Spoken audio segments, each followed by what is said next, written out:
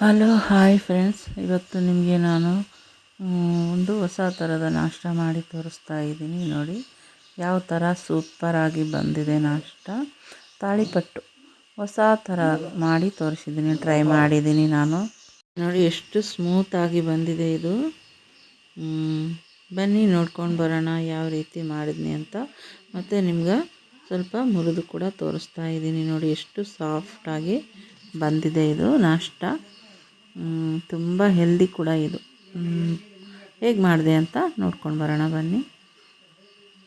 ಮೊದಲಿಗೆ ಇಲ್ಲಿ ನಾನು ಒಂದು ಬಟ್ಲು ಅವಲಕ್ಕಿ ತೊಗೊಂಡಿದ್ದೀನಿ, ನೆನೆಸ್ಕೊಂಡಿದ್ದೀನಿ. ಇದನ್ನು ನೆನೆಸ್ಕೊಂಡಿರೋಂಥ ಅವಲಕ್ಕಿ. ಮತ್ತು ಒಂದು ಬಟ್ಲು ಅನ್ನ ತೊಗೊಂಡಿದ್ದೀನಿ. ಮತ್ತು ಒಂದು ಬಟ್ಲು ಈರುಳ್ಳಿ, ಒಂದು 5-6 ಮೆಣಸಿನ್ಕಾಯಿ, ಹಸಿ ಮೆಣಸಿನ್ಕಾಯಿ, ಒಂದು ಸೂಡು ಪಾಲಕ್, ಇಷ್ಟನ್ನು ತೊಗೊಂಡಿನಿ. ಮತ್ತು ಇದನ್ನು ಹೇಗೆ ರೆಡಿ ಮಾಡ್ಕೋಬೇಕು ಅಂತ ತೋರಿಸ್ತೀನಿ. ಮೊದಲಿಗೆ ಒಂದು ಜಾರಿನಲ್ಲಿ ಫಸ್ಟು ಅವಲಕ್ಕಿ ಹಾಕ್ಕೊಂಡಿದ್ದೀನಿ. ಮತ್ತು ಅನ್ನ ಹಾಕ್ಕೊಂಡು ಇದಕ್ಕೆ ಹಸಿ ಮೆಣಸಿನ್ಕಾಯಿ ಕೂಡ ಹಾಕ್ತಾಯಿದ್ದೀನಿ. ಸ್ವಲ್ಪ ಉಪ್ಪು ಹಾಕಿ ಅಷ್ಟನ್ನು ಸ್ವಲ್ಪ ನೀರು ಹಾಕಿ ನುಣ್ಣಗೆ ರುಬ್ಕೋಬೇಕು. ನೋಡಿ ಈ ಥರ ರುಬ್ಕೋಬೇಕು. ಇದನ್ನು ಸೈಡ್ ಎತ್ತಿಡೋಣ. ಮತ್ತು ಒಂದು ಬೌಲ್ನಲ್ಲಿ ಫಸ್ಟು 1 ಕಪ್ಪು ಅಕ್ಕಿ ಹಿಟ್ಟು ಹಾಕ್ತಾಯಿದ್ದೀನಿ, 1 ಬಟ್ಲು. ಮತ್ತು 1 ಬಟ್ಲು ಗೋಧಿ ಹಿಟ್ಟು, ಅರ್ಧ ಬಟ್ಲು ಹುಗ್ಗಿ ಮಾಡ್ತೀವಲ್ಲ ಆ ಹಿಟ್ಟು, ಕಡಲೆ ಹಿಟ್ಟು. ಮತ್ತು ಇದಕ್ಕೆ ಸ್ವಲ್ಪ ಜೀರಿಗೆ ಹಾಕ್ತಾಯಿದ್ದೀನಿ.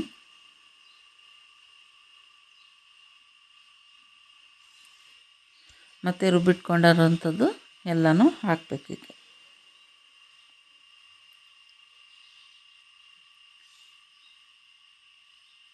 ಅಷ್ಟನ್ನು ಹಾಕಬೇಕು. ರುಬ್ಕೊಂಡಿದ್ವಲ್ಲ ಅದು ಅವಲಕ್ಕಿ, ಅನ್ನ, ಮೆಣಸಿನ್ಕಾಯಿ, ಸ್ವಲ್ಪ ಉಪ್ಪು ಹಾಕಿ ಅದನ್ನೆಲ್ಲ ಹಾಕ್ಕೊಂಡು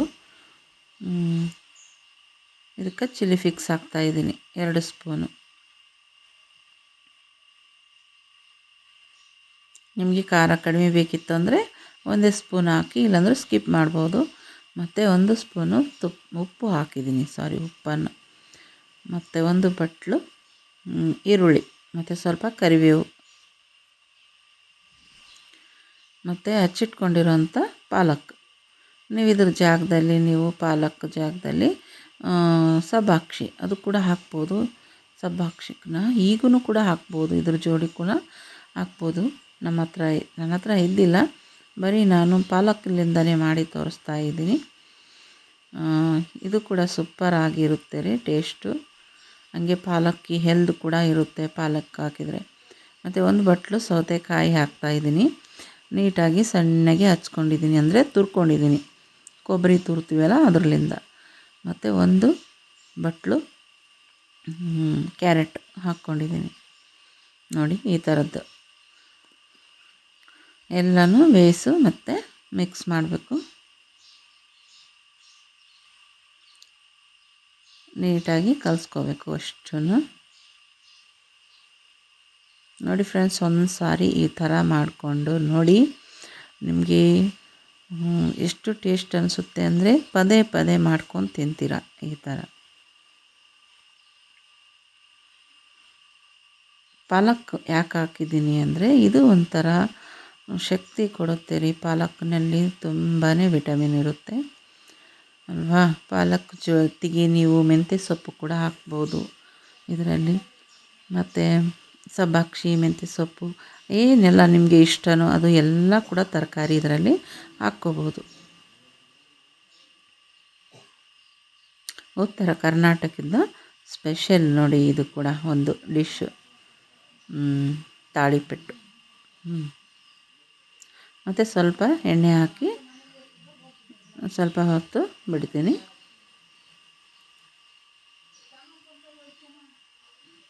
ನೋಡಿ ಈ ಥರ ರೆಡಿ ಮಾಡ್ಕೊಂಡಾಯಿತು. ಈಗ ಒಂದು ಬಟರ್ ಪೇಪರ್ ತೊಗೊಂಡಿದ್ದೀನಿ, ಅದಕ್ಕೆ ಸ್ವಲ್ಪ ಎಣ್ಣೆ ಹಚ್ಚಿ ಅಪ್ಲೈ ಮಾಡಕತ್ತೀನಿ ಎಣ್ಣೆನ. ನಿಮ್ಮ ಹತ್ರ ಬಟರ್ ಪೇಪರ್ ಇಲ್ಲ ಅಂದರೆ ನೀವು ಯಾವುದಾದ್ರೂ ಆಯಿಲ್ ಪಾಕೆಟ್ ಬರುತ್ತಲ್ವ ಅದನ್ನು ಕೂಡ ಯೂಸ್ ಮಾಡ್ಬೋದು. ಕಟ್ ಮಾಡಿಕೊಂಡು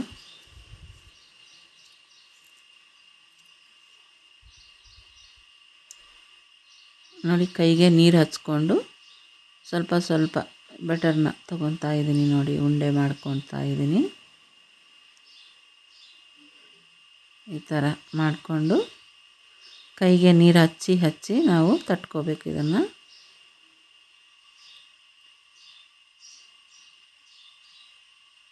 ನೋಡಿ ಈ ಥರ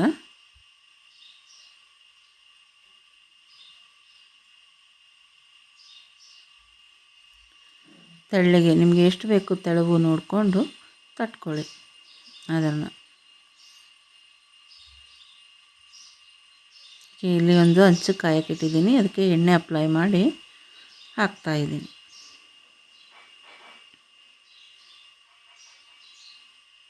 ನೋಡಿ ಈಗ ಹಾಕ್ತಾಯಿದ್ದೀನಿ.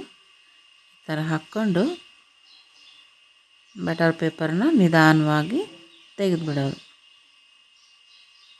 ನೋಡಿ ಈ ಥರ.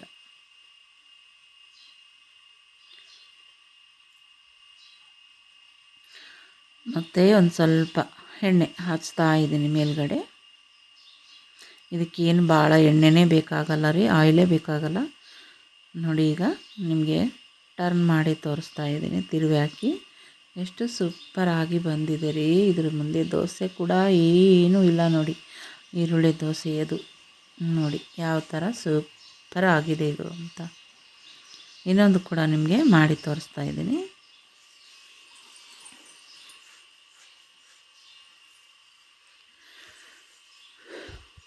ನೋಡಿ ಇನ್ನೂ ಒಂದು ಕೂಡ ರೆಡಿ ಆಯಿತು.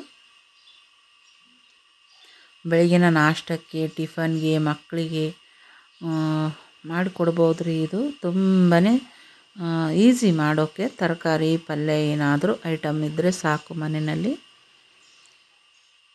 ಇದ್ರ ಜೊತೆ ನೋಡಿ ಗುರೆಳ್ ಪುಡಿ ಚಟ್ನಿ ಅಲ್ವಾ, ಈ ಥರದ್ದು ಈ ಸೈಡು ಉತ್ತರ ಕರ್ನಾಟಕ ಕಡೆಗೆ ಫೇಮಸ್ ರೀ ಗುರೆಳ್ ಪುಡಿ ಮತ್ತು ಮೊಸರು.